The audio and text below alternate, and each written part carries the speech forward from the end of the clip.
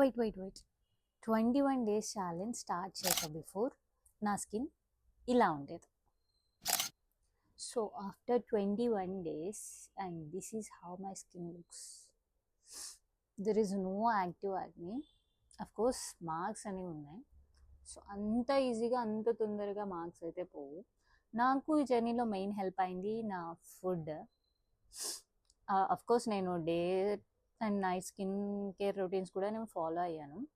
And నా skin అయితే నాకు ఇప్పుడు చాలా నచ్చుతుంది. అండ్ ఈవెన్ నేను ఇంకా ఫేస్ వాష్ కూడా చేయలేదు. అదేంటో నేను ఛాలెంజ్ వీడియో స్టార్ట్ చేసినప్పుడే నా హెల్త్ కొంచెం ప్రాబ్లం వస్తుంది. సో మీరు నా వీడియోస్ని చూసి ఫాలో అయ్యి ఉంటే, అవును నేను కొన్ని చీట్ డేస్ కూడా ఉన్నాయి. నేను అంత పర్ఫెక్షన్ అయితే ఫాలో అవ్వలేదు, బట్ కన్సిస్టెన్సీ ఇంపార్టెంట్.